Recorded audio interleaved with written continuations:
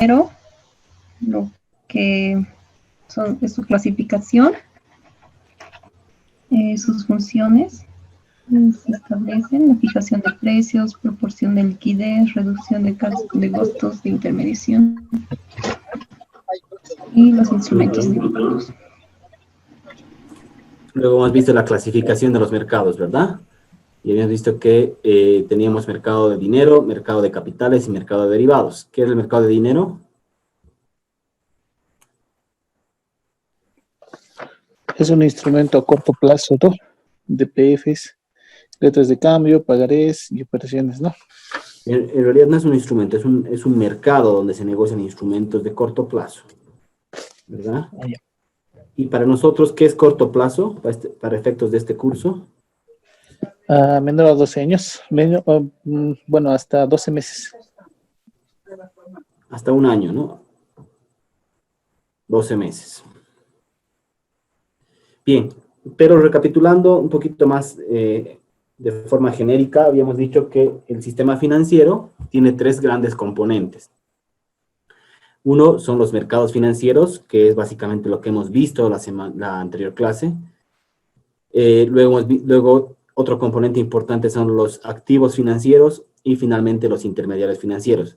Solo hemos visto un componente del sistema financiero hasta ahora, que son los mercados financieros. Como decía su compañera, hemos visto las funciones de los mercados financieros y finalmente una pequeña clasificación y hemos hablado en extenso acerca del mercado de derivados. ¿Se acuerdan? ¿Cuáles son los instrumentos que se negocian en este tipo en este mercado?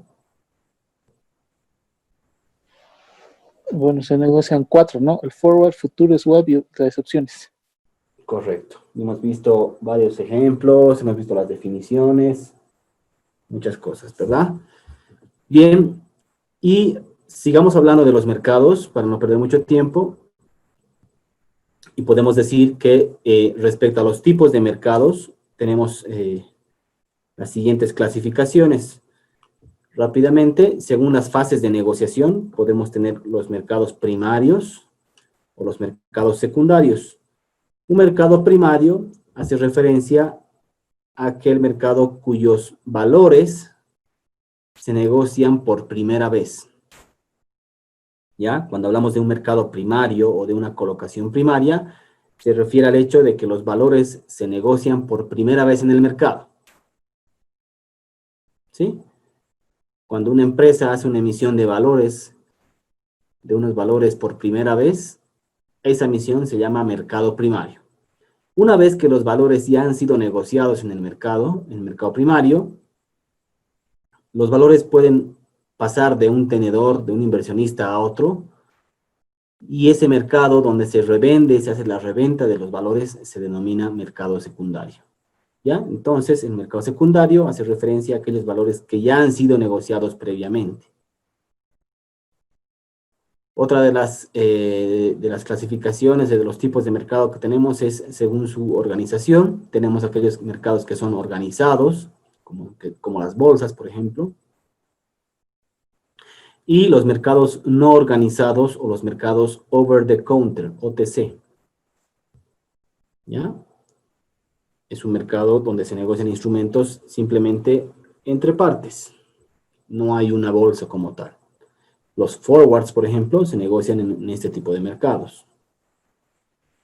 Luego tenemos, según el plazo de la liquidación, mercados al contado o spot, que son mercados básicamente líquidos,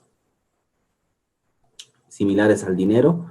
Y tenemos los mercados a plazo, en los cuales se negocian instrumentos mayores a un año. Según la certeza de los retornos, podemos encontrar mercados de renta fija y mercados de renta variable. Los mercados de renta fija hacen referencia a aquellos instrumentos que otorgan una rentabilidad que es cierta y conocida al inicio de la operación. Por ejemplo, los bonos, las letras, los depósitos a plazo fijo. Ese tipo de instrumentos son instrumentos de renta fija. ¿Por qué? Porque uno conoce de entrada cuánto va a rendir ese instrumento al inicio de la operación.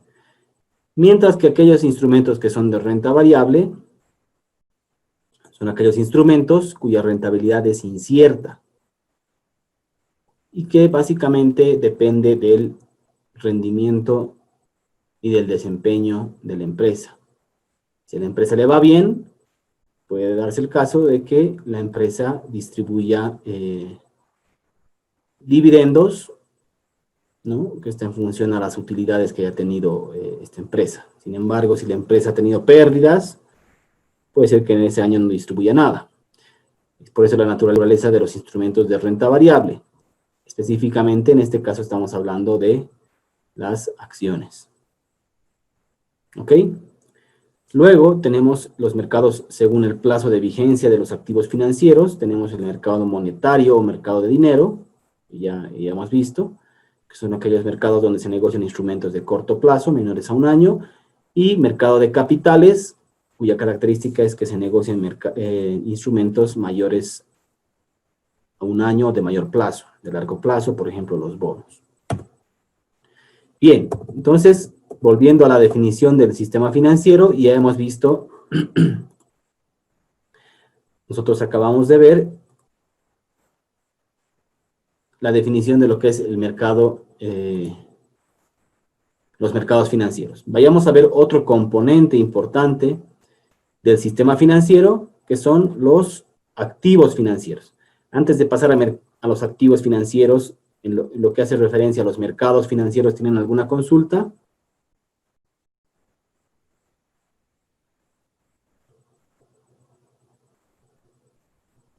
¿Podemos seguir? Bien. ¿Me siguen, no? ¿Se escucha? Sí, Lice. Sí, licenciado. Bien, perfecto. Bien. ¿Qué son los activos financieros? Los activos financieros son aquellos instrumentos que básicamente lo que hacen es canalizar, traspasar lo que es el ahorro hacia la inversión. ¿Ya? Canalizan el ahorro hacia la inversión. Esa es la principal función de un activo financiero.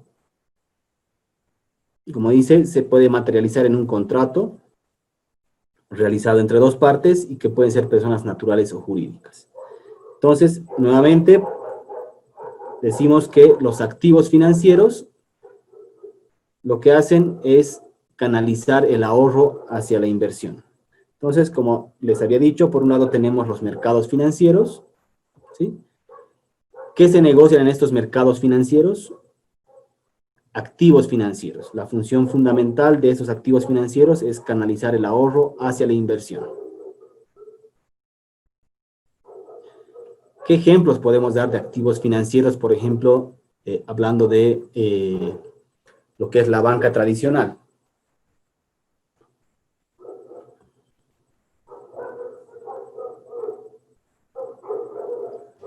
¿Se podría hablar de los DPFs, Lice?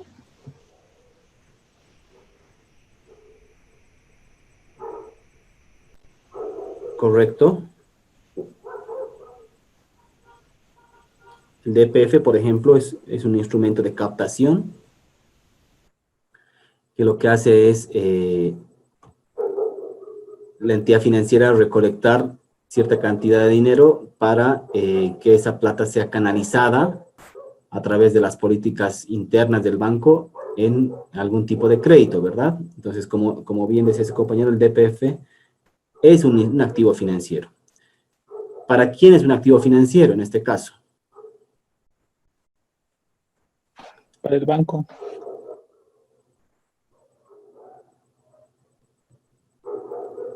No.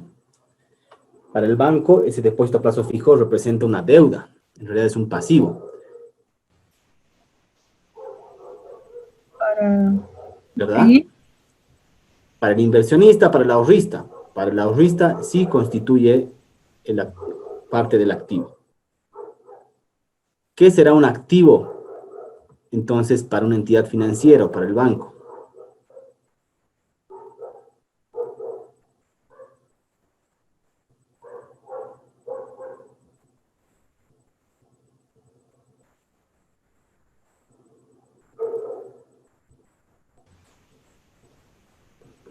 Sería como una deuda por pagar, más los intereses. En realidad, claro, el DPF es una deuda, ¿verdad?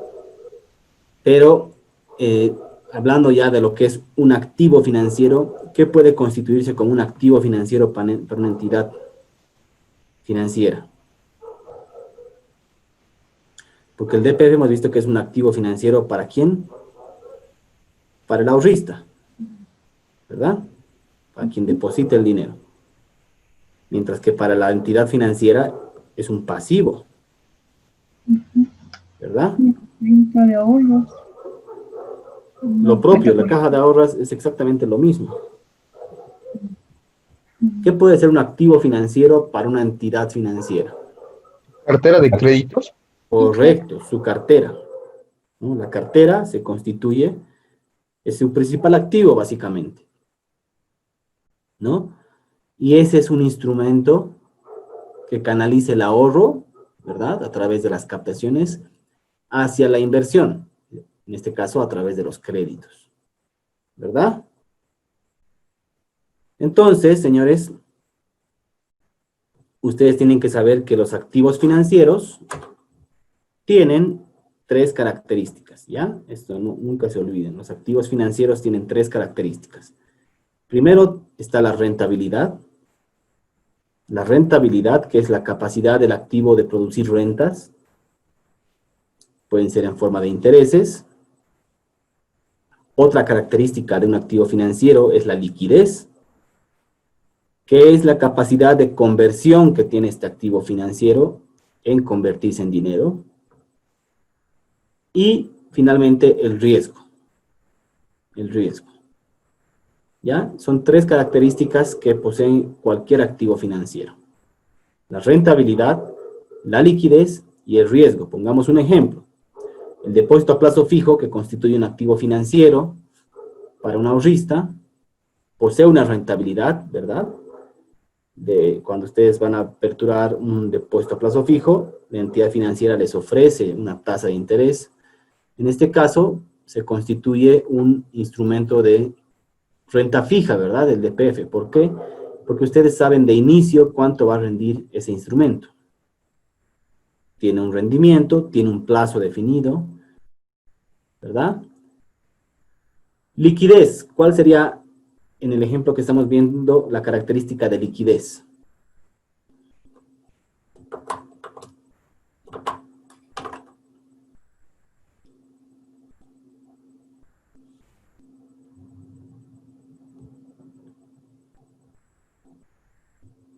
En caso de que ustedes quieran hacer líquido este activo financiero, bueno, ya hemos visto en la anterior clase en un ejemplo, si por ejemplo el DPF es constituido a un plazo menor a un año, ustedes pueden hacer una redención anticipada, es decir, cancelar el depósito a plazo fijo hasta una fecha determinada. En caso que el DPF fuese mayor a un año plazo, si bien la norma les imposibilita hacer esta redención, pero lo que pueden hacer ustedes es buscar otro mecanismo de liquidez, y en este caso lo que pueden hacer es acudir a la bolsa. ¿A través de qué? ¿De quién? De un intermediario, que son las agencias de bolsa, ¿verdad? Para hacerlo líquido, de depósito. Y finalmente el componente de riesgo, ¿no? El componente de riesgo, independientemente de que ustedes abran un DPF en cualquier entidad, lleva inherente un riesgo, ¿verdad? Bien.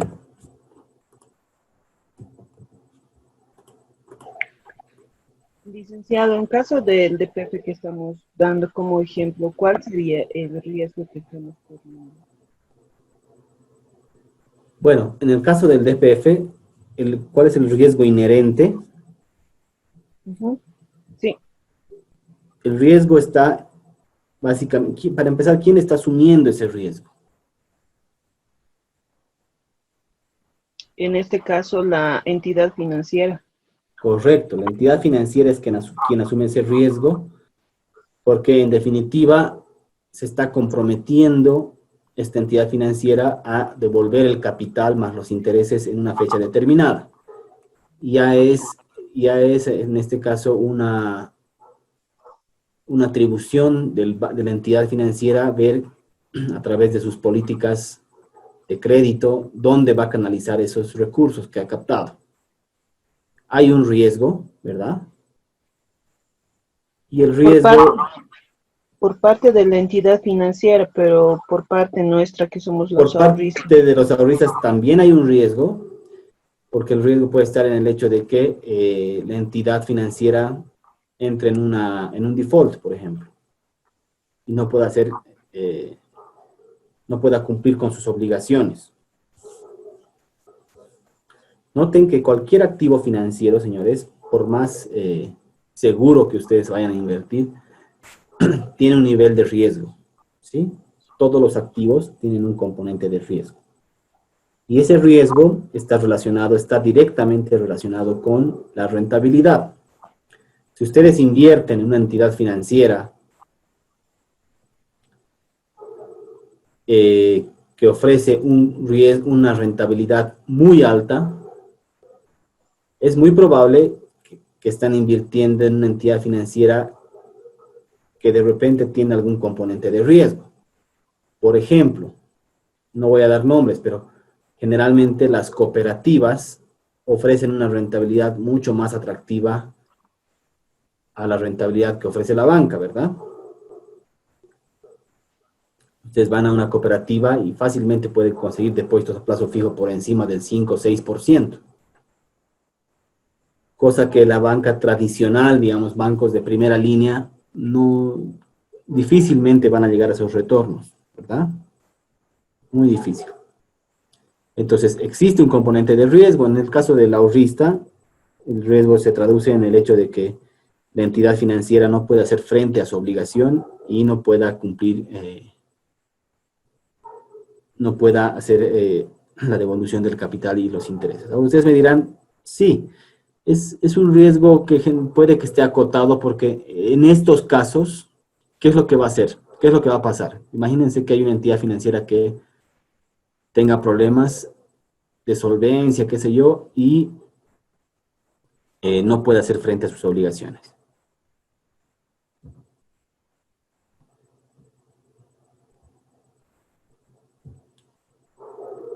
¿Qué es lo que va a pasar?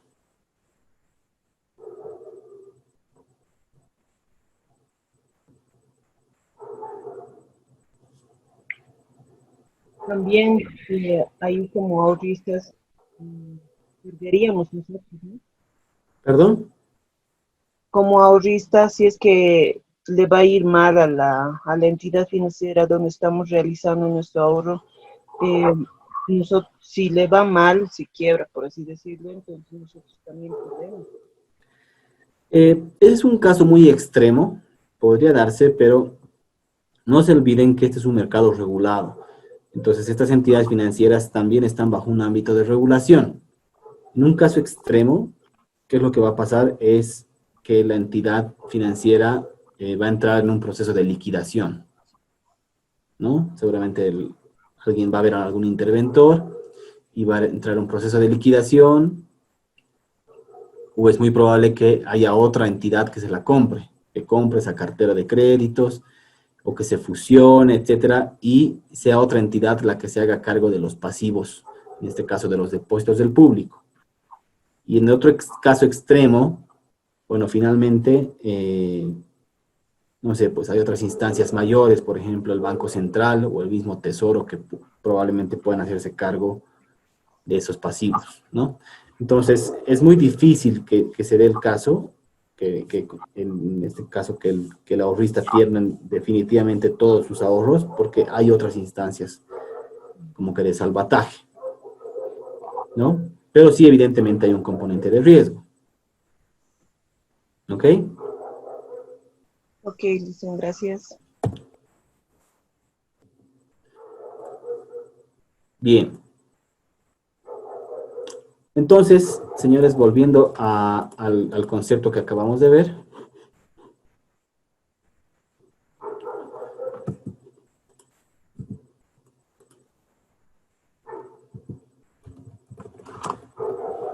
Ya hemos visto los mercados financieros y acabamos de ver lo que son los activos financieros. Ahora vamos a hablar de un tercer componente del sistema financiero, que son los intermediarios. Los intermediarios.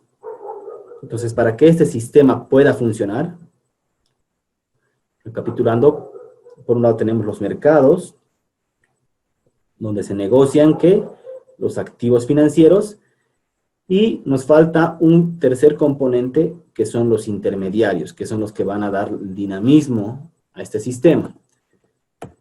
Entonces,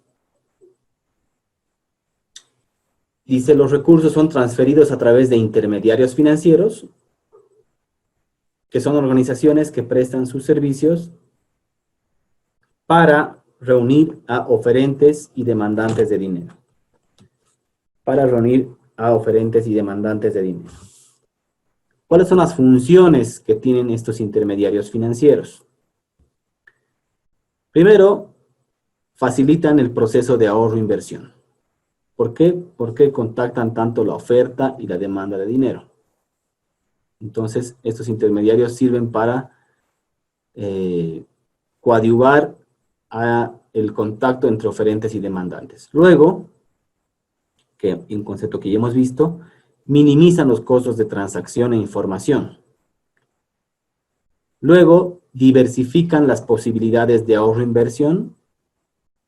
Y finalmente, definen adecuadamente los precios de transacción. ¿Ok? Entonces, este tercer componente es muy importante porque es básicamente el que da el dinamismo para que funcione el sistema financiero. Dentro de lo que es la intermediación financiera, señores, tenemos dos tipos de intermediación financiera.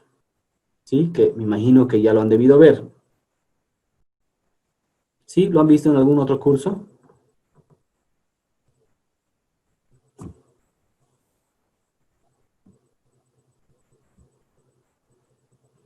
¿Han visto algo?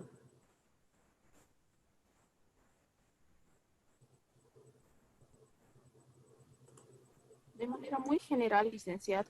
Ya. Bueno, entonces aquí vamos a poder distinguir entre los dos tipos de intermediación que se tienen. Por un lado tenemos la intermediación financiera indirecta y por otro lado tenemos la intermediación financiera directa. Bien, entonces, la intermediación financiera directa hace referencia a que los intermediarios captan el ahorro fragmentado de los agentes económicos,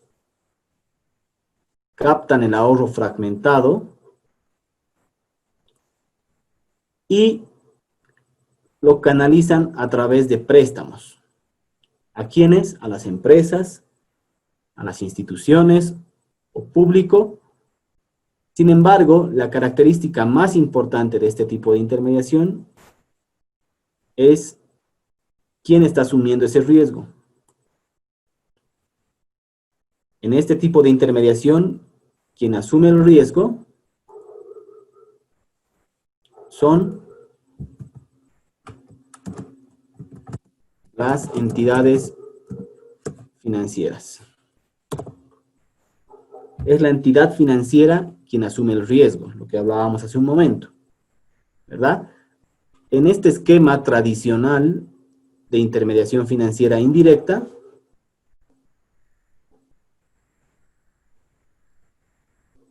cuando hablamos de la intermediación financiera indirecta, ¿estamos hablando de qué?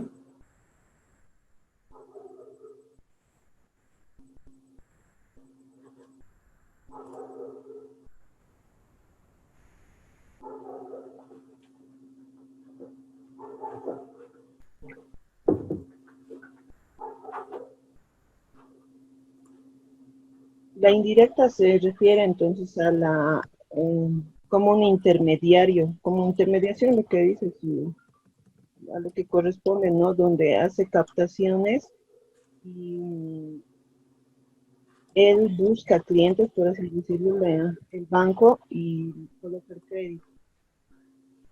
Correcto. Cuando hablamos de la intermediación financiera indirecta, señores, nunca se olviden que estamos hablando de un sistema financiero tradicional. ¿Ya? Tradicional. Por ejemplo, los bancos, ¿verdad? Los bancos. ¿Qué hacen los bancos? Captan el ahorro fragmentado de los agentes económicos, en este caso de los ahorristas, ¿a través de qué? A través de captaciones, ¿verdad? Pueden ser cajas de ahorro, depósitos a plazo fijo, cuentas corrientes, etcétera, etcétera. Y las entidades financieras que captan ese ahorro, ¿qué es lo que hacen? Lo canalizan a través de su cartera de créditos, a través de préstamos, ¿verdad? Préstamos pueden ser préstamos de cualquier índole, por ejemplo, créditos de vivienda, créditos de consumo, créditos empresariales, etcétera, etcétera, a las empresas, instituciones o al público. Sin embargo, la característica de este tipo de intermediación es quién está asumiendo el riesgo. En el tipo de intermediación financiera directa, señores, perdón, indirecta, quien asume el riesgo es la entidad financiera. ¿Por qué?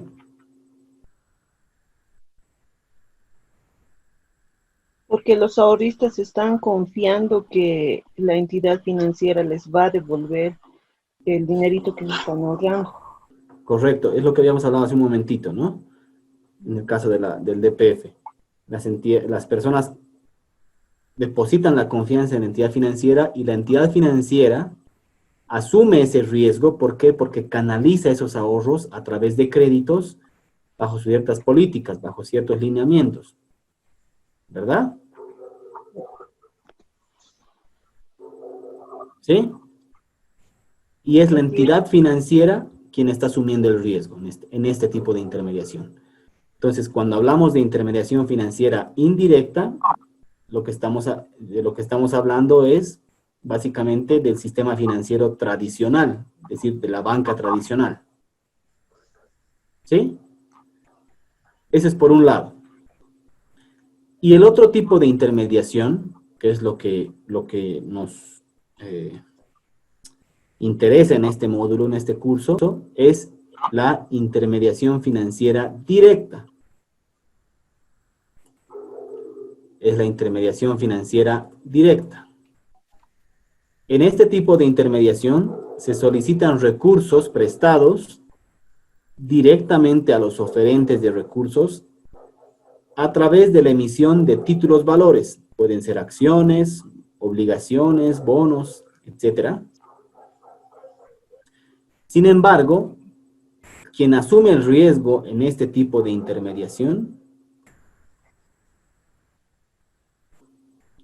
¿quién es?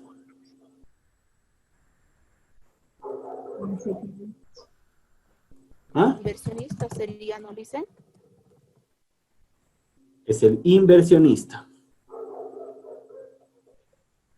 Es el inversionista.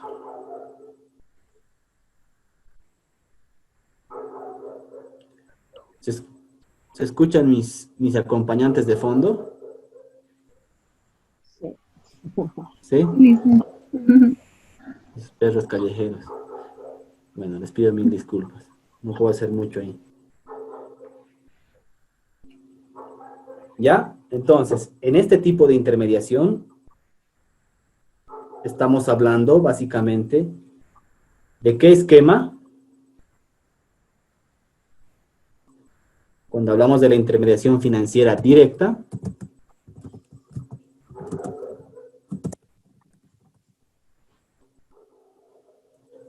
estamos hablando de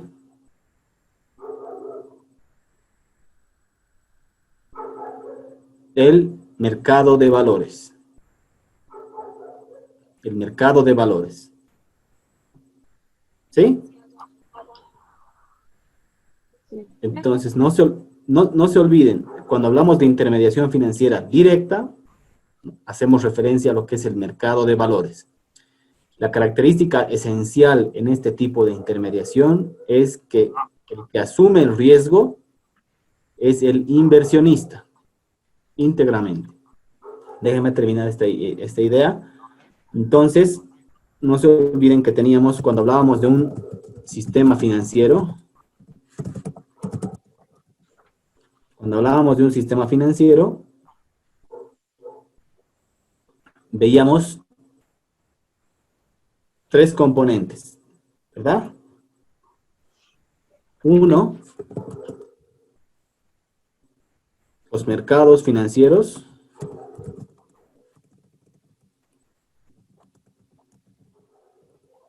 Luego tenemos los activos financieros.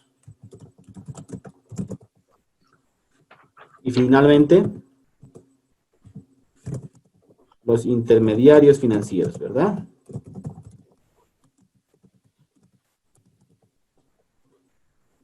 ¿Sí? Los tres componentes del sistema financiero. Dentro de lo que son los intermediarios financieros, tenemos dos tipos de intermediación que las estamos viendo acá. La intermediación financiera indirecta y la intermediación financiera directa, ¿verdad?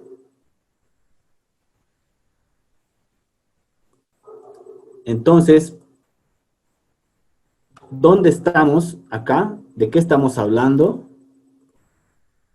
Estamos hablando en este curso de lo que es la intermediación financiera directa dentro de los intermediarios financieros, ¿verdad?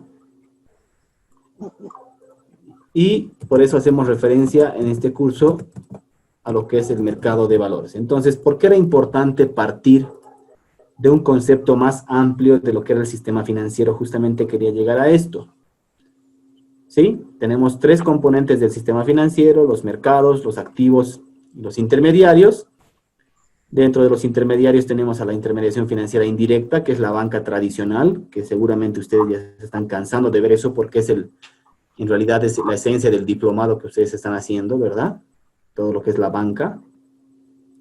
Y tenemos otro tipo de intermediación que no se la ve rutinariamente, no se la conoce tal vez habitualmente, que es el mercado de valores. Entonces, esta es la esencia de este curso y por eso quería empezar de un concepto más amplio de lo que es el sistema financiero. De ahora en adelante, todo el curso se va a centrar en esta idea, en realidad en la idea del mercado de valores. ¿Sí? ¿Alguna pregunta?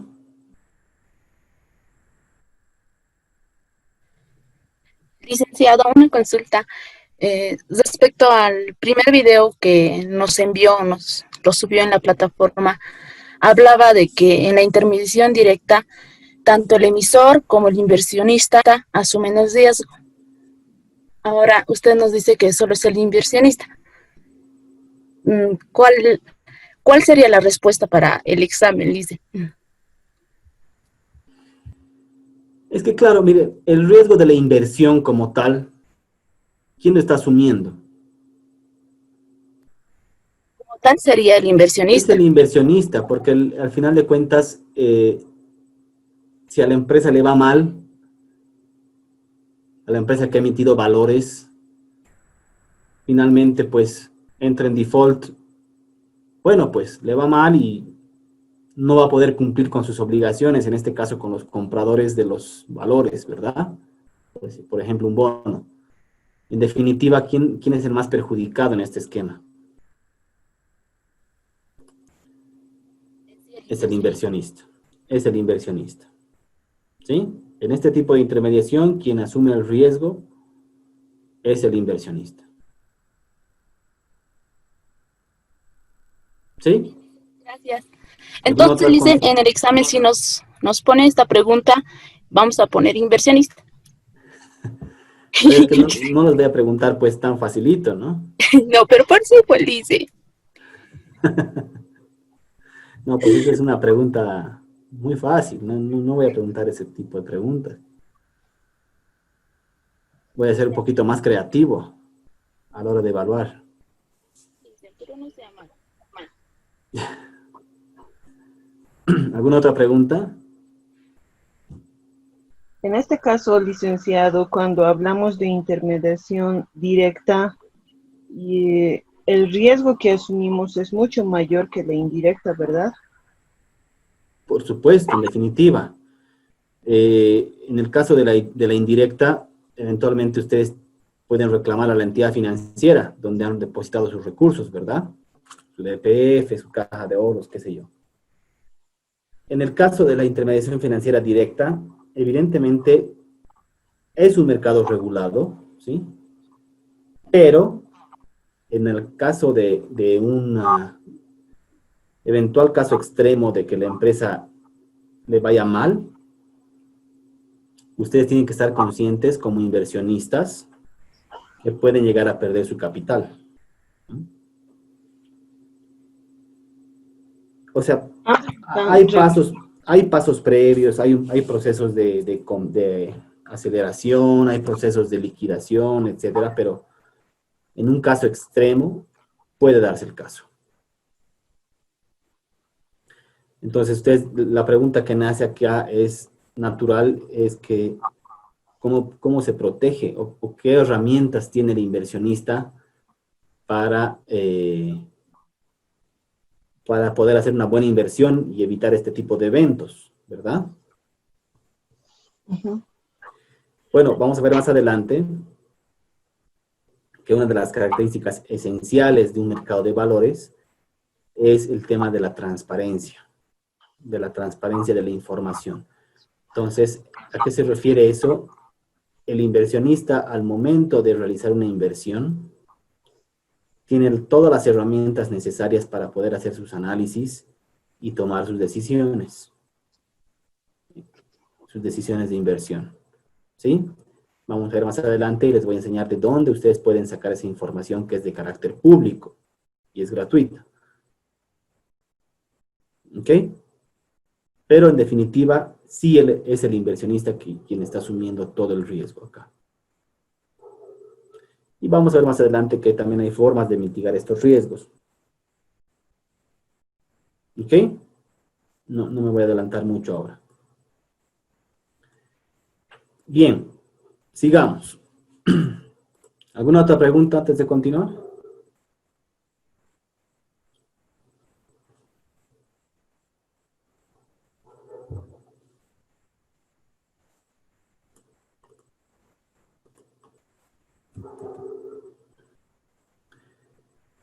Bien, rápidamente veamos los dos tipos de intermediación de forma esquemática, ¿sí? Para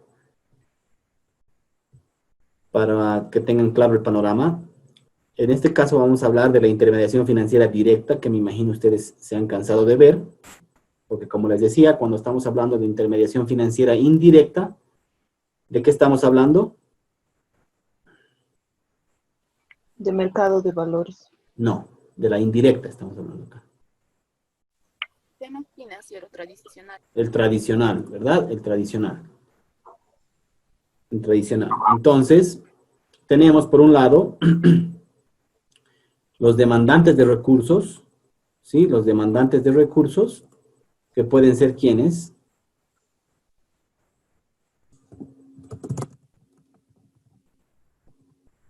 ¿Quiénes demandan créditos?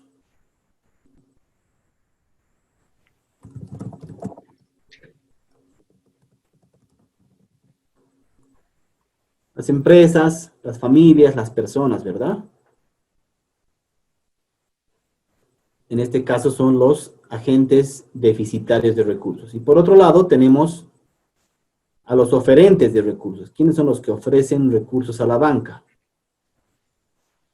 Los que tienen excedentes, ¿verdad?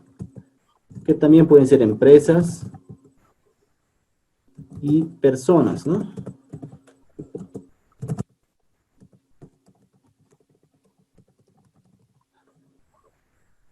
Entonces, ¿cómo el intermediario financiero, que en este caso puede ser un banco,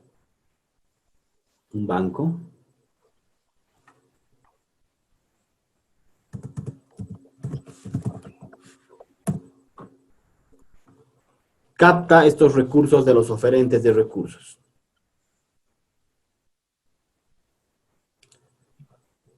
Lo hace a través de el ofrecimiento de productos financieros.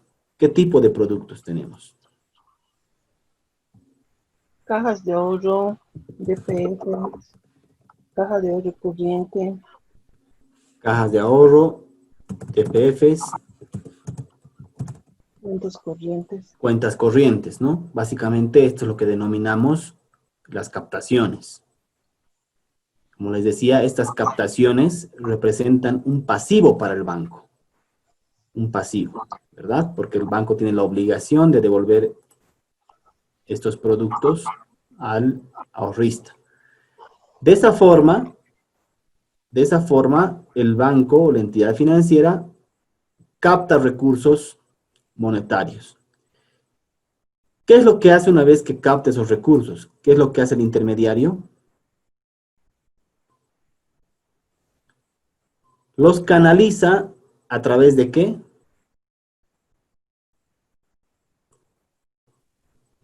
De créditos, ¿verdad? De préstamos. ¿A quiénes? A los demandantes de recursos. A través de créditos.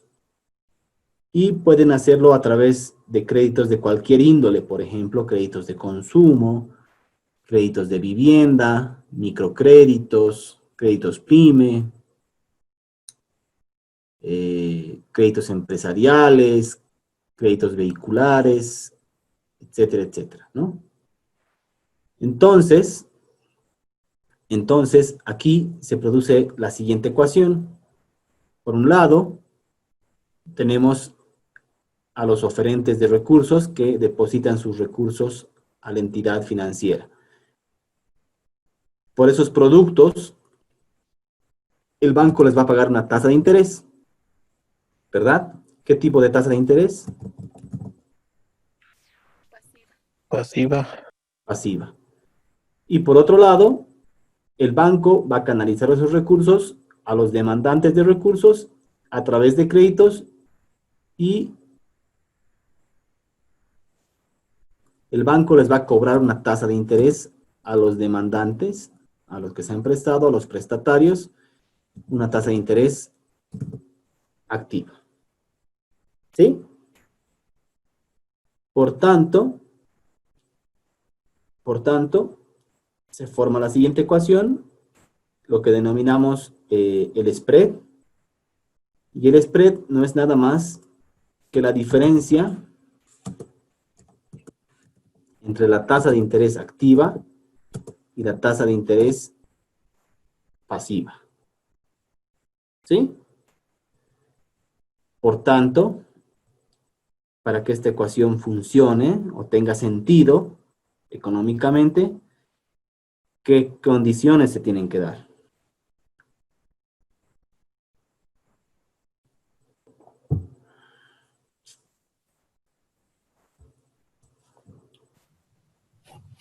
Que la tasa activa sea mayor que la tasa pasiva. Correcto. Que la activa sea mayor que la pasiva. ¿Sí? En otras palabras, que lo que cobra el banco por dar los créditos o el promedio de los créditos que otorga la banca sea mayor en términos de tasa, ¿no? Mayor a lo que paga a sus ahorristas. Y generalmente funciona así. De otra forma no tendría sentido, ¿no? Y en esencia, este es el negocio de la banca, el spread, la diferencia entre la tasa de interés activa y pasiva. Entre otras cosas, esa debería ser su fuente más importante de ingresos a través de su cartera. ¿Sí? Ese es un esquema de intermediación financiera indirecta tradicional. ¿Sí? Lisa, ¿me escucha? Le escucho. En el caso de los créditos de vivienda de interés social, debe causar una disminución muy significativa a lo que es el spread. Bueno, es rentable, pero en poca proporción. Perdón, no te copié la última parte de la pregunta. En el caso, le decía, de los créditos de vivienda de interés social no son tan buenos, digamos, para los bancos, porque hace que este spread sea mucho menor. En definitiva, el hecho de que Bueno, el gobierno haya fijado, haya regulado las tasas tanto activas como pasivas, ha hecho que estos spreads se reduzcan, sin duda, ¿no? Como dice su compañera, en el caso de los créditos de vivienda social, si no me equivoco, tienen una tasa tope, creo que es del 6,5% o 6%, ustedes me corrigen. 6,5. 6,5, ¿verdad? Cosa que antiguamente fácilmente esas tasas, esos créditos podían llegar por encima del 10%, ¿verdad? Por un lado eso. También el gobierno a través de decretos supremos lo que ha hecho es no solamente regular las tasas activas y pasivas, sino también regular los porcentajes de cartera mínimos requeridos para las entidades financieras. Entiendo que el porcentaje mínimo de cartera para, por ejemplo, estos créditos de vivienda social es del 60% de la cartera. Eso sin duda ha hecho que los márgenes de ingresos, los niveles de ingreso de la banca, obviamente se disminuyan, pero no se olviden que estamos hablando de un tipo de créditos, ¿no? Hay otro tipo de créditos que no han sido, digamos, afectados, por ejemplo, tarjetas de créditos de consumo, que es donde las entidades financieras tratan de compensar estos márgenes que se han reducido, ¿sí? Pero aún así, en definitiva, la banca, por lo menos en lo que va hasta el año 2019, igual ha seguido ganando dinero, ¿no? O sea, ha tenido márgenes positivos. Evidentemente, de repente no tanto como los anteriores años, pero igual sus márgenes son positivos, o han sido. ¿Sí? Sí,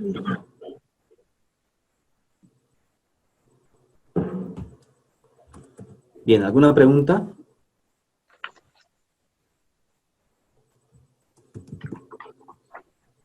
Bueno, ahora veamos un esquema, bueno, lo que nos interesa ya, el esquema de intermediación financiera directa, que básicamente estamos hablando de qué, en este esquema, mercado de valores, ¿sí? ¿Qué es lo que nos interesa en este curso? Y ahora sí yo les diría o les rogaría que me presten atención. ¿Cómo funciona este esquema? Por un lado tenemos a los demandantes de recursos, que son los agentes que son deficitarios o que necesitan recursos, ¿sí? En este caso estamos hablando de quiénes.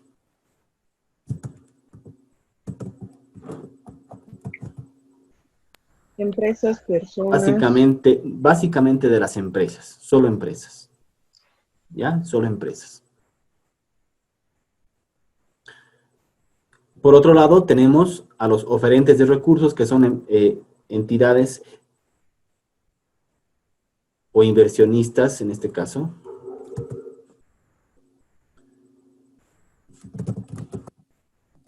que tienen excedentes de recursos. ¿Ya? En este caso estamos hablando de manera genérica de los inversionistas.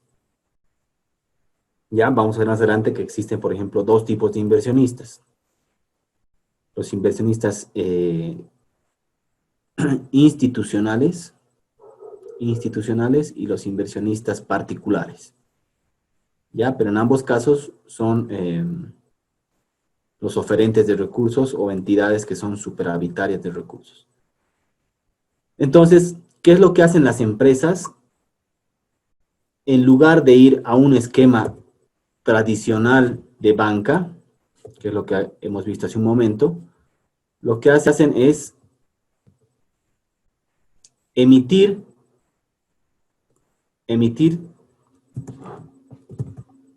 títulos valores. Vamos a ver más adelante qué son los títulos valores, ¿ok? Llámense acciones, llámense bonos, letras, pagarés, etc. Y a través de esa emisión de títulos valores, que van a ser adquiridos por ¿quiénes? por los inversionistas, van a obtener recursos. En otras palabras, es una forma diferente de financiarse a través de la emisión de títulos valores. Pero el esquema no está completo. ¿Por qué? Porque estas empresas que se financian en el mercado de valores, a través de la emisión de títulos valores, no lo hacen de forma directa, es decir, que no le ofrecen directamente esos recursos a los inversionistas. En este mercado intervienen otros participantes que son esenciales. Estamos hablando particularmente de quiénes.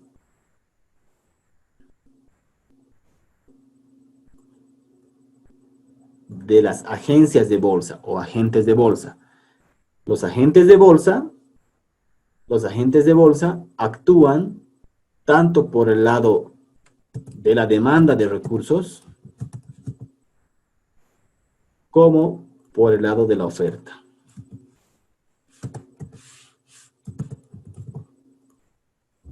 ¿Sí? ¿Cómo lo hacen?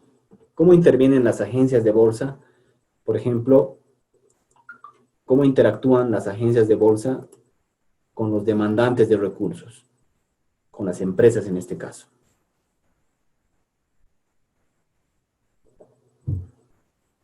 ¿Alguien sabe?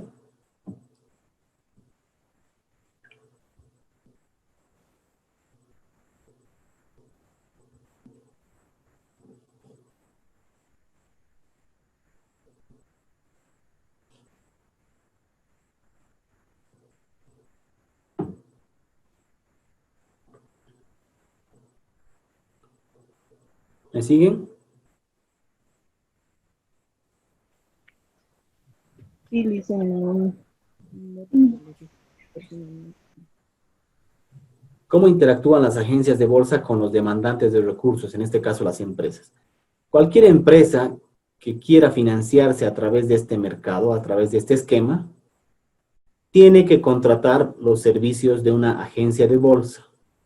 Sí o sí, obligatoriamente. ¿Ok?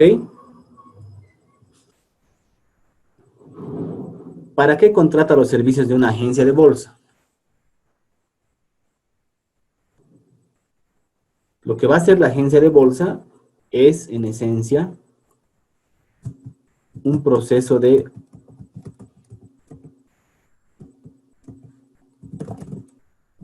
asesoramiento.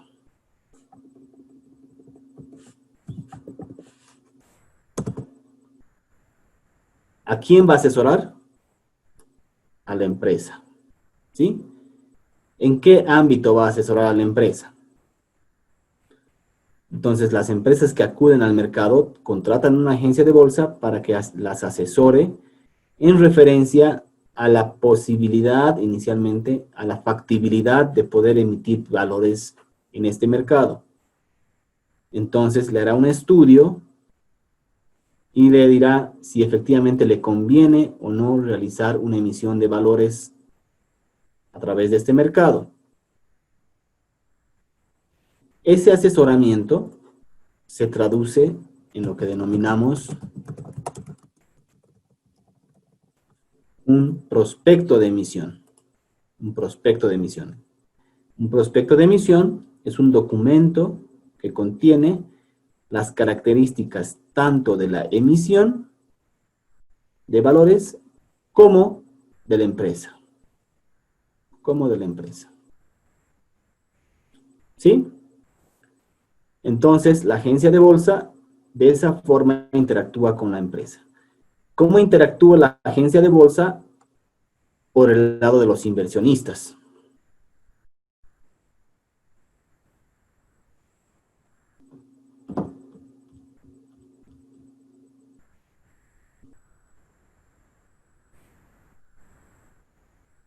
También lo que va a hacer es un proceso de asesoría. Entonces, lo que va a hacer la agencia de bolsa es asesorar a los inversionistas para que puedan canalizar sus recursos de la forma más eficiente, para que puedan obtener el mejor rendimiento, por ejemplo. ¿Sí? Entonces, finalmente, ¿cómo interactúan tanto la oferta como la demanda de los recursos? ¿Cómo lo hacen? A través de un mercado organizado. A través de un mercado organizado, en este caso, a través de una bolsa de valores, ¿sí? Entonces, quienes acuden a la bolsa de valores, en este caso, son los intermediarios o las agencias de bolsa. Las agencias de bolsa son los únicos intermediarios autorizados para acudir a una bolsa de valores en representación de la oferta y de la demanda. Entonces, noten que en este esquema, la participación de los agentes de bolsa es importante, ¿verdad? Porque interactúan tanto del lado de la oferta como por el lado de la demanda. Vamos a ver en otro esquema más detallado. Hay otros participantes que intervienen que no están acá, pero lo vamos a ver un poquito más adelante. ¿Hasta acá alguna pregunta?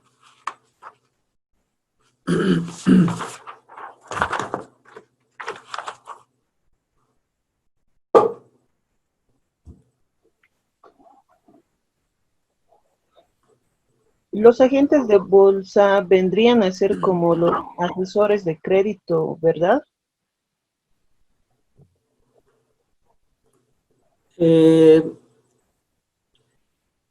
No es tan así la figura porque en realidad no están otorgando créditos, ¿no? Ah, ya. Simplemente están asesorando a la empresa para que puedan hacer una emisión adecuada en función a sus necesidades de financiamiento. Pero en realidad no es que están otorgando créditos, ¿no? Porque el mecanismo es diferente. No es que hay una entidad financiera que está otorgando un crédito, un préstamo. Simplemente tenemos inversionistas que están ofreciendo recursos para ser invertidos. Ya, ¿Sí? gracias. Sí, sí. ¿Alguna otra pregunta?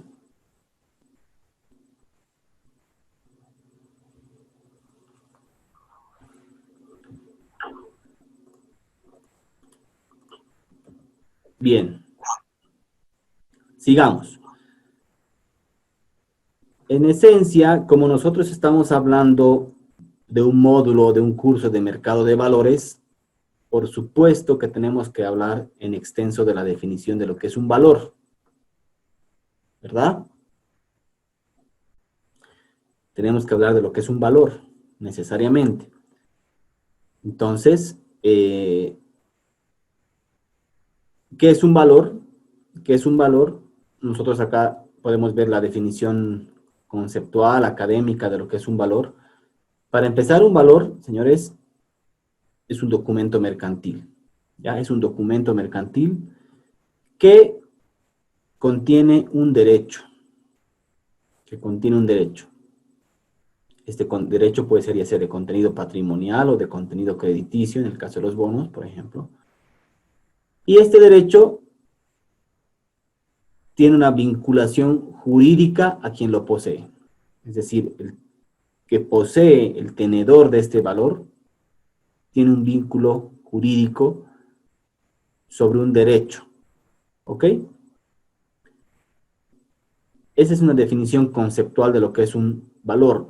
Con lo que quiero que se queden es que es un documento mercantil que contiene un derecho. ¿Ya? La definición jurídica de lo que es un valor, nosotros lo podemos encontrar en el artículo 491 del Código de Comercio. Y ustedes lo pueden revisar y nos hace referencia a que un valor es un documento necesario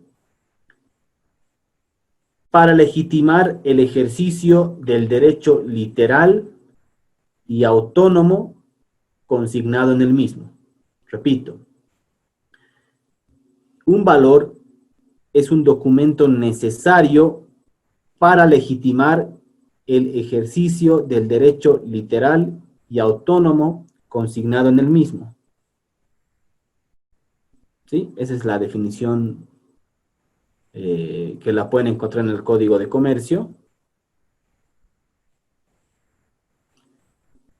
un poquito abstracta, ¿verdad? Pero bueno, es una definición un tanto obsoleta, pero es la que tenemos. Y reforzando el concepto de lo que es un título valor, podemos encontrar en el artículo número 2 de la Ley del Mercado de Valores, el artículo número 2 de la Ley del Mercado de Valores, que nos dice que, lo pueden encontrar ustedes en el material complementario, ahí está la Ley del Mercado de Valores, que nos dice que un valor es lo que está contenido, la definición que contiene el Código de Comercio.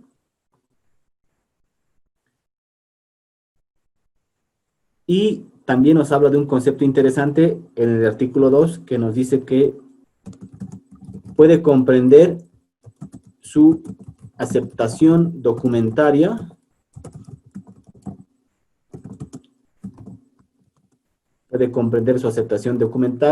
así como su representación,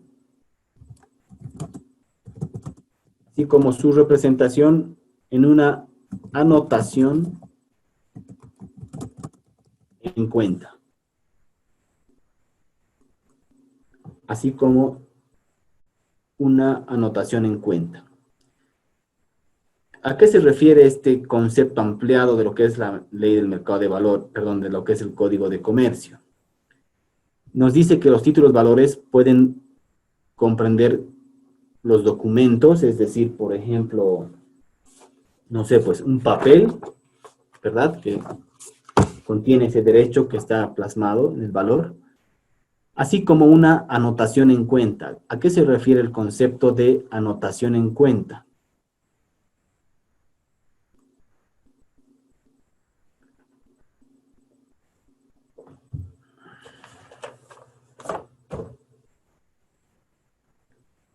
¿Alguien tiene alguna idea, alguna noción?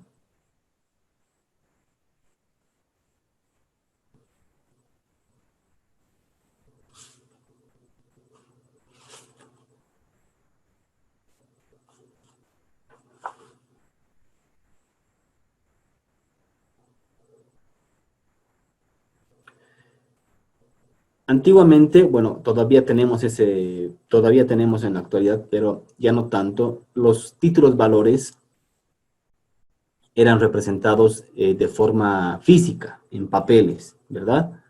Sin embargo, con el pasar del tiempo, con el tema de la innovación, de la tecnología, estos conceptos se han ido perdiendo un poquito, si bien no del todo, porque todavía existen, pero ya han pasado a muchos de los títulos valores, por ejemplo, ya no son cartulares, ya no son físicos, sino que simplemente son representados justamente en este concepto que es una anotación en cuenta. Una anotación en cuenta. Una anotación en cuenta no es nada más que un registro electrónico de un título valor que está a cargo de una entidad que lo administra. En Bolivia, esta entidad se denomina entidad de depósito de valores. ¿Ya? Entonces, noten que el artículo 2 de la Ley del Mercado de Valores, de la Ley 1834 del año 1998, abre un poquito más este concepto. Entonces, abarca ya aquellos títulos que son anotados en cuenta. También nosotros denominamos títulos que son desmaterializados. Desmaterializados. Luego, la definición también, perdón, el artículo 2 de la Ley del Mercado de Valores, en cuanto a la definición de lo que es un valor, nos dice también que aquellos son títulos valores, aquellos que están normados por el Código de Comercio. Ustedes pueden ver ahí, pueden ver el Código de Comercio, aquellos títulos valores que nombra, son un poco obsoletos, pero están ahí, por ejemplo, el cheque, el pagaré, los bonos o debentures, las acciones, etc. Aquellos títulos valores emitidos por el Estado boliviano y sus entidades, por ejemplo, todo lo que son las letras del tesoro, bonos del tesoro, están comprendidos en este artículo. Y aquellos instrumentos de transacción en el mercado que cumplan con las siguientes condiciones. ¿Cuáles condiciones? Que sean creados y emitidos con una base legal, que identifiquen al beneficiario de los recursos y que su oferta pública sea autorizada. Finalmente, que representen la existencia de una obligación asumida por el emisor. ¿Ya? Por ejemplo, ustedes vean y revisen cuáles son los títulos, valores que menciona el Código de Comercio, y ustedes van a ver ahí que, por ejemplo, los depósitos a plazo fijo no están nombrados. Porque el Código de Comercio es un código bastante obsoleto,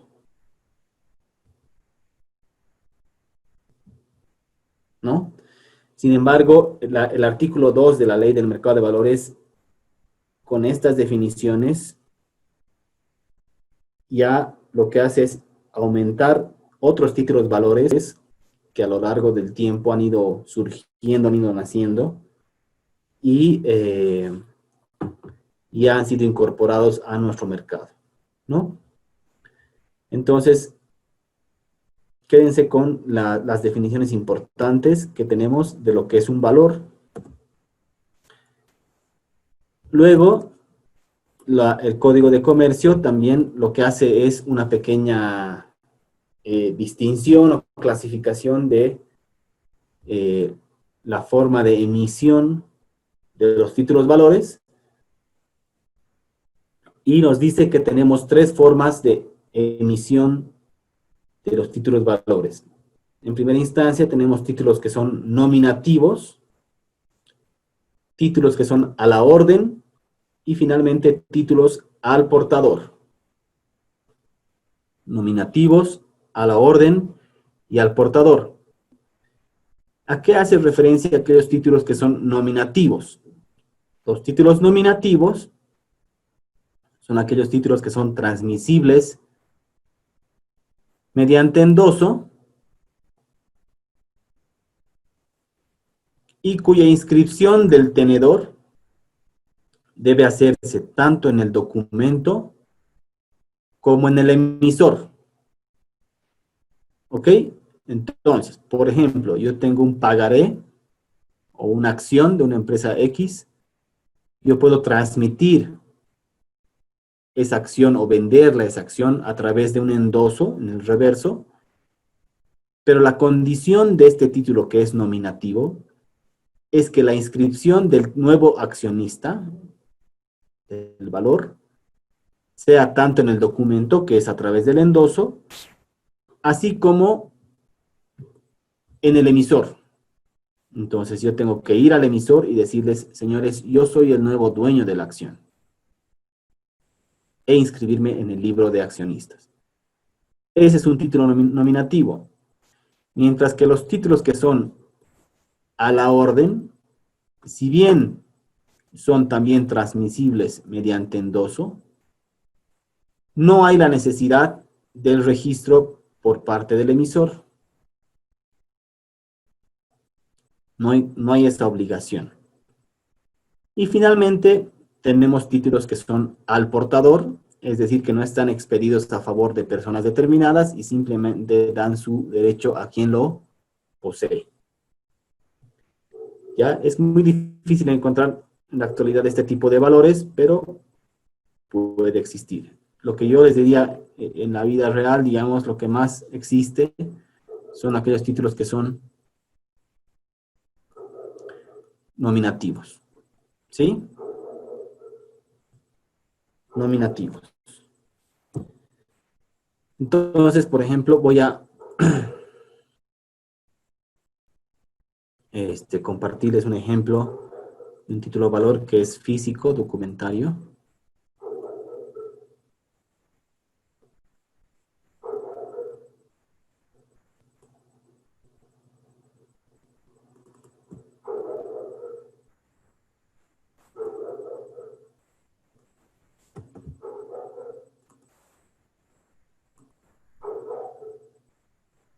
¿Están viendo mi pantalla?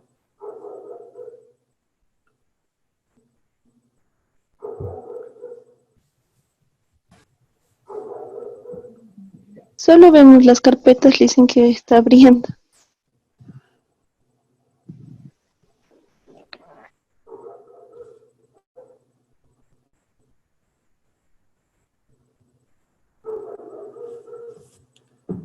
¿Están viendo esta acción que estoy proyectando o no? ¿No? No. ¿Qué están viendo ahorita?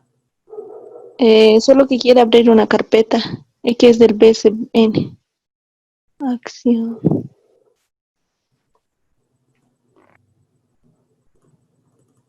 ¿Ahora? ¿Nada?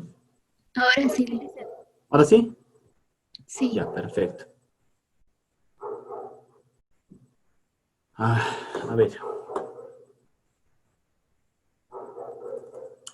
Este es, por ejemplo, valga la redundancia, un ejemplo de una acción de la Cervecería Boliviana Nacional, ¿sí? En este caso es una acción física, que es o física, o cartular, o documentaria. Entonces, ustedes pueden ver, por ejemplo, acá, el titular, la cantidad de acciones que representa, en este caso también está plasmado acá, 282 acciones, ¿sí? Y en el reverso tienen más o menos algo parecido a esta figura. Si ustedes quieren, por ejemplo, hacer una transacción con esta acción o venderla esta acción, tienen que registrar, tienen que endosarla de la siguiente forma. Transferido por, en este caso tiene que ser el titular, ¿no? Fíjense que acá son 282 acciones, yo puedo vender la totalidad o simplemente vender una parte, por decir, puedo vender 100 acciones y quedan remanentes 182 al mismo titular, entonces puedo poner aquí la cantidad de acciones del título número tantos, que el título número tantos está acá, y endoso o transfiero las acciones a al nuevo titular, ¿verdad? Ese nuevo titular tiene que ir al emisor, en este caso a la cervecería, para hacerse anotar como nuevo accionista. Como nuevo accionista. Fíjense acá esta leyenda. Dice, toda transferencia para ser válida debe estar inscrita en los libros de la sociedad. ¿Sí? Entonces, de esa forma se perfecciona la acción. La transferencia de la acción. En este caso, este es un muy buen ejemplo de una acción que es nominativa, ¿verdad? Nominativa. ¿Por qué? Porque el registro tiene que hacerse tanto en el documento, en este caso acá, en el reverso, en el endoso, así como en los libros de la acción, en los libros del emisor.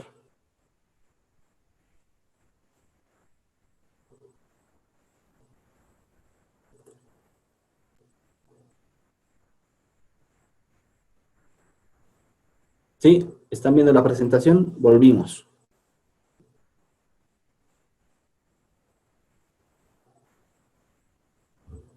¿Me siguen? Sí, licenciado, se ve la presentación. Ok. ¿Hasta acá alguna pregunta?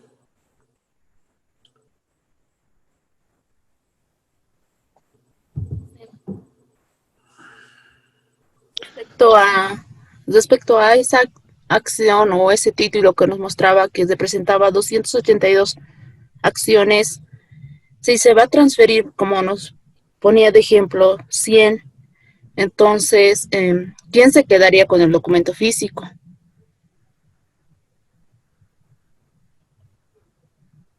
Otra vez, no te entendí muy bien. Realice. Si está transfiriendo solo 100 acciones, pero ese documento representa los 282, ¿quién se va a quedar con ese documento físico que representa las 282 acciones? Se anula. Lo que pasa en este caso es, el ejemplo que tú acabas de decir, se transfieren de las 282 solamente 182, ¿verdad? Entonces, el vendedor lo que se hace, se estila generalmente es hacer una carta dirigida al emisor, que en este caso tiene que ser la cervecería, indicando que se ha realizado la venta de 100 acciones a favor de X persona, lo cual se figura en el endoso, y que se emita un nuevo valor por las 100 acciones al nuevo titular, y el remanente se emita una nueva acción por 182 acciones a favor del antiguo titular. Y el antiguo título, en este caso el título de 282, obviamente se lo entrega al emisor, y no sé, pues me imagino que el emisor lo destruye, lo desecha porque emiten nuevas acciones por la totalidad de las 282, ¿verdad? Pero el anterior, el original, ya no es válido, ¿no? Ese proceso se llama un fraccionamiento de las acciones. Fraccionamiento de las acciones. ¿Ya? Gracias.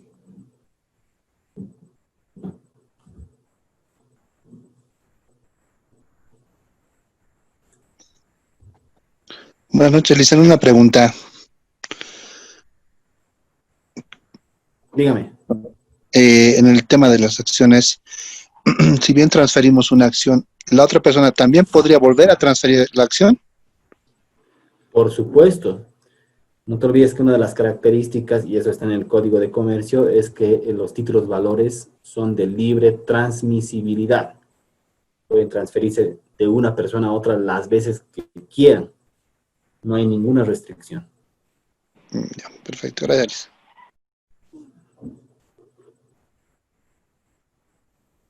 ¿Alguna otra pregunta?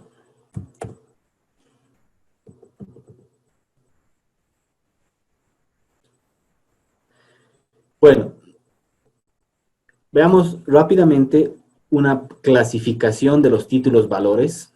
Esta es una clasificación muy típica, muy convencional, muy académica de los títulos valores, y nos hace referencia a aquellos valores de renta fija y valores de renta variable. Creo que ya lo hemos visto, pero vamos a reforzar el concepto. Los valores de renta fija son aquellos valores cuya rentabilidad está previamente fijada. ¿Sí? La rentabilidad está previamente fijada y está determinada desde un inicio. Está fijada determinada desde un inicio. En este caso, el riesgo solamente está en el hecho de la seguridad de su pago. Pero no se olviden que todos los activos financieros tienen un nivel inherente de riesgo. Entonces, no se olviden que este tipo de instrumentos, cuando un inversionista invierte en este tipo de instrumentos, la rentabilidad ya está determinada al inicio de una operación.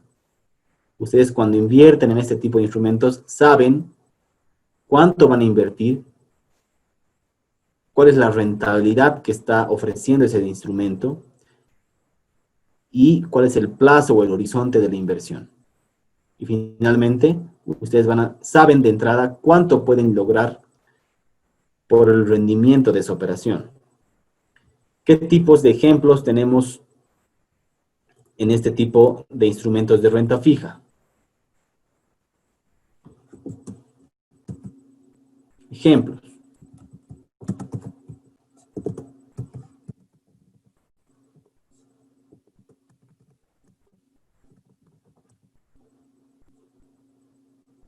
Ejemplos tenemos como instrumentos de renta fija.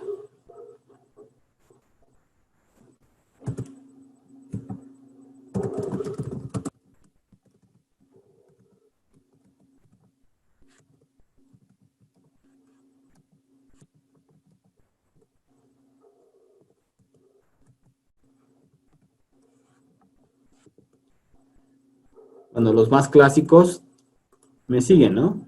¿Están viendo lo que estoy escribiendo? ¿Sí? Sí. Los depósitos a plazo fijo, los bonos. Cuando hablo de bonos, hablo de los bonos de cualquier índole que se negocian. Por ejemplo, tenemos varios bonos, como ser los bonos corporativos, los bonos bancarios, los bonos municipales, los bonos del tesoro, los bonos participativos, etc. Los pagarés también son un instrumento de renta fija, los valores de titularización, ¿sí? Todos estos tipos de instrumentos, cuando ustedes invierten en este tipo de instrumentos, saben de inicio cuánto va a rendir el instrumento. ¿Ya? A esta clasificación nosotros denominamos instrumentos o valores de renta fija. Es una clasificación, digamos, académica, y es una digamos, de los valores que podemos encontrar. Por otro lado, tenemos otro tipo de instrumentos o de valores, que son los valores de renta variable.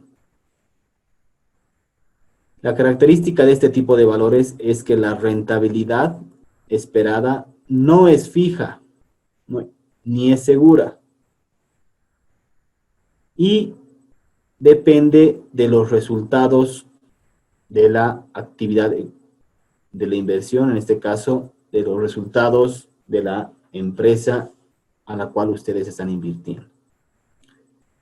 Repito, los valores de renta variable son aquellos valores cuya rentabilidad no es fija ni es segura desde un inicio y depende de los resultados de la empresa.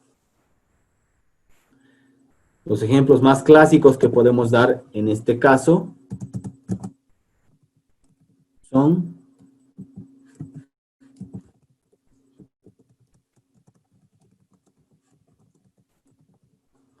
por un lado las acciones, ¿sí? Y las cuotas de fondos de inversión cerrados. Repito, en este tipo de instrumentos la rentabilidad no es fija ni segura. ¿Ok?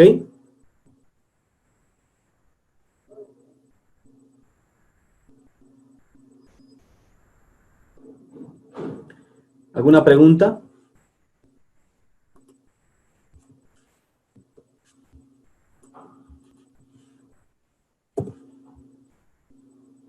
¿Hasta acá alguna pregunta?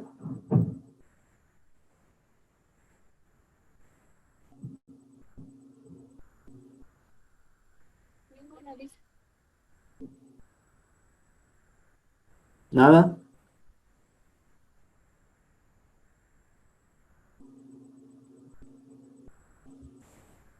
Creo que ninguna lista.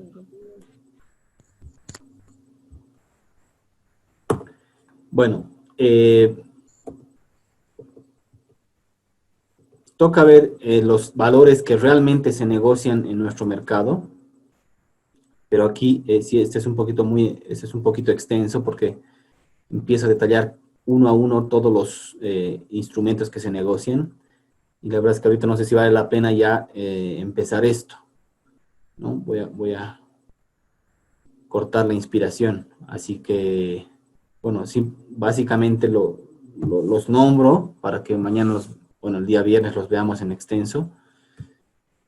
¿Cuáles son los valores que se negocian en nuestro mercado de valores respecto a valores que son de renta fija? Por ejemplo, tenemos las letras del Tesoro General de la Nación, las letras del Banco Central de Bolivia. Dentro de las letras tenemos, por ejemplo, las letras normales y las letras redimibles. Después tenemos los famosos certificados de depósito a plazo fijo del Banco Central, los certificados de depósito del Banco Central de Bolivia. Tenemos los pagarés de mesa de negociación. Vamos a ver que este tipo de instrumentos son muy peculiares porque están destinados simplemente a financiar pymes. Después tenemos los pagarés bursátiles. Luego tenemos los conocidos certificados de depósito a plazo fijo o los DPFs. Por otro lado tenemos los bonos del Tesoro, toda la categoría de bonos. Como les decía, los bonos del Tesoro General de la Nación, bonos municipales, bonos bancarios bursátiles. Ahí está con un asterisco porque dentro de esta clasificación de bonos bancarios tenemos, por ejemplo, los bonos senior, y los bonos subordinados. Bonos subordinados, después tenemos los bonos participativos, bonos corporativos, valores de titularización y finalmente los bonos, los cupones de bonos del tesoro. ¿Ok? Pero lo vamos a ver en detalle. Vamos a explicar cuáles son las características uno a uno de cada uno de estos instrumentos financieros en términos de renta variable. Por ejemplo, tenemos las acciones no registradas y finalmente las cuotas de fondos de inversión cerrados. ¿Ok?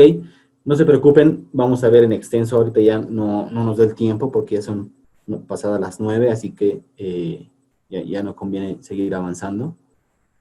Pero bueno, hasta acá, señores, ¿tienen alguna pregunta? Ingeniero, buenas noches. Consulta. Dígame. ¿Alguna vez se mencionó que las letras del tesoro de países desarrollados están libres de riesgo? ¿Eso es cierto? No en su clase, ¿no? Pero sí lo escuché en otro lugar. La pregunta Tienen es cero. si existen títulos que son libres de riesgo. Sí, y esas serían las letras del tesoro de países desarrollados, por decirle de Estados Unidos. ¿Eso es cierto? Mira, por definición, como les he dicho, cualquier activo financiero, cualquier instrumento financiero tiene un nivel de riesgo. Que el riesgo sea mayor, en mayor escala o en menor escala, evidentemente eso sí existe, ¿no? Yo te diría que, por definición, solamente en los libros académicos podemos encontrar activos que son libres de riesgo. Por ejemplo, en el modelo KPM de valoración de portafolios de Markovich, en la ecuación, ustedes tienen, por ejemplo, el risk free, ¿no? ¿Verdad? El activo libre de riesgo.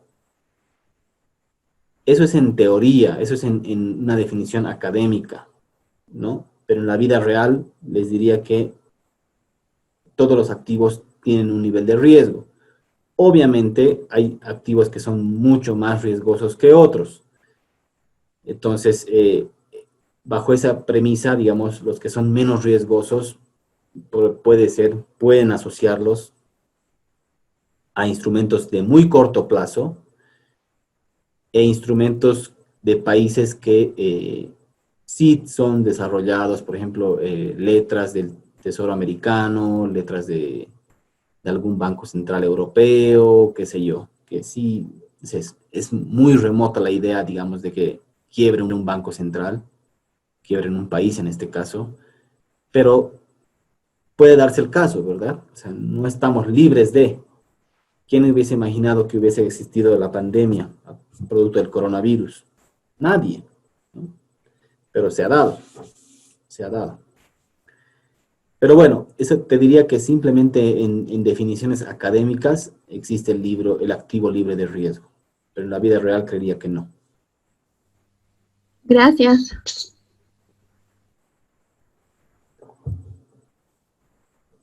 ¿Alguna otra consulta?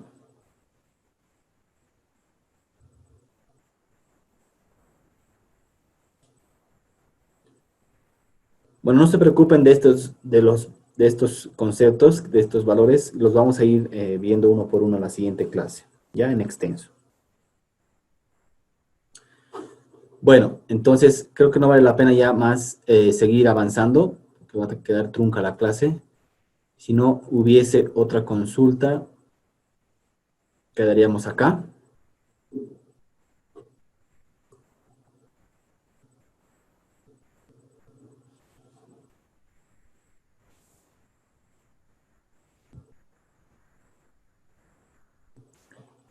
¿Sí? ¿No hay ninguna otra consulta? Karencita, no sé si has podido llamar la lista.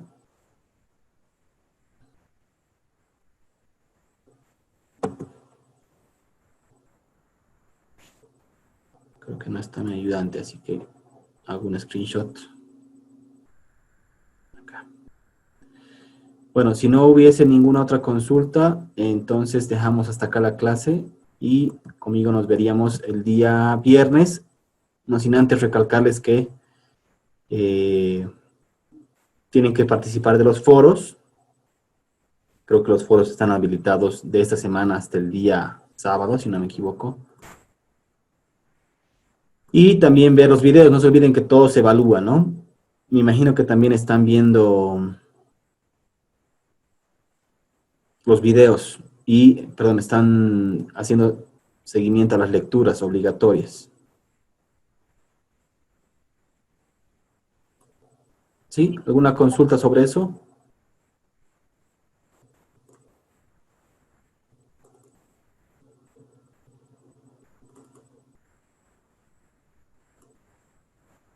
¿Alguna consulta sobre el material? ¿Nada?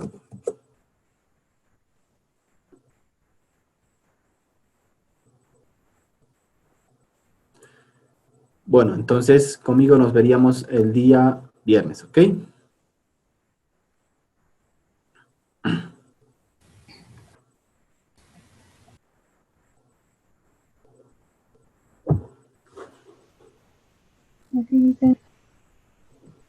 ¿De acuerdo?